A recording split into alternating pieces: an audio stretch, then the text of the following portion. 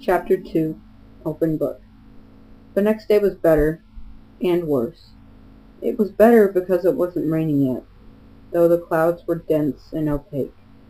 It was easier because I knew what to expect of my day. Mike came to sit by me in English and walk me to my next class, with the chess club Eric glaring at him all the while. That was flattering. People didn't look at me quite as much as they had yesterday.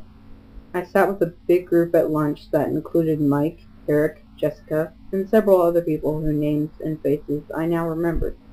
I began to feel like I was treading water instead of drowning in it. It was worse because I was tired. I still couldn't sleep with the wind echoing around the house.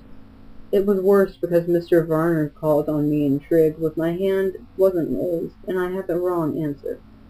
It was miserable because I had to play volleyball, and the one time I didn't cringe out of the way of the ball, I hit my teammate in the head with it.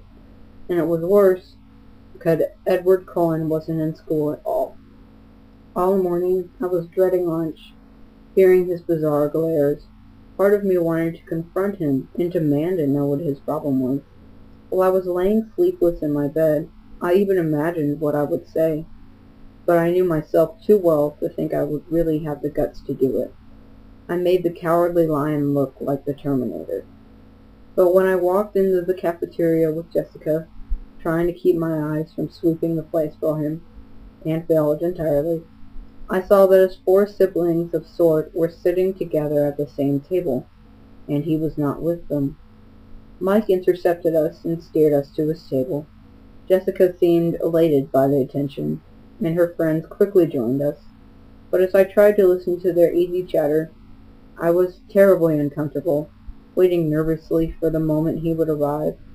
I hoped that he would simply ignore me when he came, and prove my suspicions false. He didn't come, and as time passed, I grew more and more tense. I walked to biology with more confidence, when, by the end of lunch, he still hadn't shown. Mike, who was talking on the qualities of the golden retriever, walked faithfully by my side to class. I held my breath at the door, but Edward Cullen wasn't there either. I exhaled and went to my seat.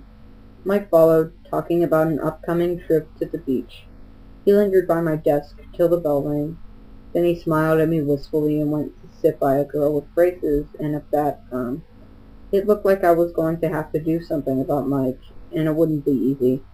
In a town like this, where everyone lived on top of everyone else, diplomacy was essential. I had never had been enormously tactful. I had no practice dealing with overly friendly boys. I was relieved that I had the desk to myself, that Edward was absent. I told myself that repeatedly, but I couldn't get rid of the nagging suspicion that I was the reason he wasn't there. It was ridiculous and egotistical to think that I could affect anyone that strongly. It was impossible, and yet I couldn't stop worrying that it was true. When the school day was finally done, and the blush was fading out of my cheeks from the volleyball incident, I changed quickly back into my jeans and navy blue sweater. I hurried from the girls' locker room, pleased to find that I had successfully evaded my retriever friend for the moment. I walked swiftly out of the parking lot. It was crowded now with fleeing students.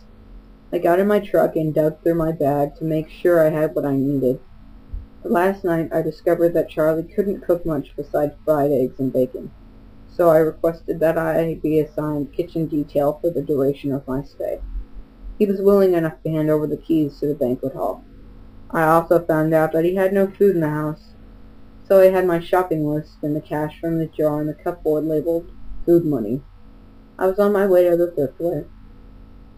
I gunned my defending engine to life, ignoring the heads that turned in my direction, and backed carefully into a place in line of cars that was waiting to exist the parking lot. As I waited, trying to pretend that the ear-splitting bumble was coming from someone else's car, I saw the 2 Cullens and the Hale twins getting into their car. It was the shiny new Volvo. Of course, I hadn't noticed their clothes before. I'd been too mesmerized by their faces. Now I looked, it was obvious they were all dressed exceptionally well, simply, but in clothes that subtly hinted at designer organs. With their remarks, Abel looked good. The style with which they carried themselves. They could have worn dish rags and pulled it off. It seemed excessive for them to have both looks and money, but as far as I could tell, life worked that way most of the time. It didn't look as if it bought any exceptions here. No, I didn't fully believe that. The isolation must be their desire. I couldn't imagine any door that wouldn't be opened by that degree of beauty. They looked at my nosy truck, and I passed them, just like everyone else. I kept my eyes straight forward, and was relieved when I finally was free of the school grounds. The thriftway was not far from school, just a few streets south, off the highway. It was nice to be inside the supermarket. It felt normal. I did the shopping at home, and I felt in the pattern and the familiar task gladly. The store was big enough inside that I couldn't hear the tapping of the rain on the roof to remind me where I was. When I got home, I unloaded all the groceries, stuffing them in wherever I could find an open space. I hoped Charlie wouldn't mind. I wrapped potatoes in foil and stuck them in the oven to bake, covered a steak in marinade and balanced it on top of the carton of eggs in the fridge. When I finished with that, I took my book bag upstairs. Before starting my homework, I changed into a pair of dry sweats, pulled my damp hair up into a ponytail, and checked my email for the first time. I had 3 messages. "Bella," my mom wrote, "write me as soon as you get in. Tell me how your flight was. Is it raining? I miss you already. I'm almost finished packing for Florida, but I can't find my pink blouse. Do you know where I put it? Phil says hi. Mom." I sighed and went to the next. It was sent 8 hours after the first. "Bella," she wrote, "why haven't you emailed me yet? What are you waiting for?" Mom. The last was from this morning. "Isabella, if I haven't heard from you by 5:30 p.m. today, I'm calling Charlie." I checked the clock. I still had an hour, but my mom was known for jumping through. "Mom, calm down. I'm writing right now. Don't do anything rash, Bella." I said that, and began again. "Mom, everything is great. Of course it's raining. I was waiting for something to write about. School isn't bad, just a little repetitive. I met some nice kids who sit by me at lunch. Your blouse is at the dry cleaners. You were supposed to pick it up Friday. Charlie bought me a truck. Can you believe it? I love it. It's old, but really sturdy, which is good, for me. I miss you too. I'll write again soon, but I'm not going to check my email every 5 minutes. Relax, breathe. I love you, Bella." I had decided to read Wuthering Heights, the novel we were currently studying in English, yet again for the fun of it, and that's what I was doing when Charlie came home. I lost track of time and hurried downstairs to take the potatoes out and put the steak on to boil. "Bella," my father called out when he heard me on the stairs. "Oh, else," I thought to myself. "Hey, Dad, welcome home."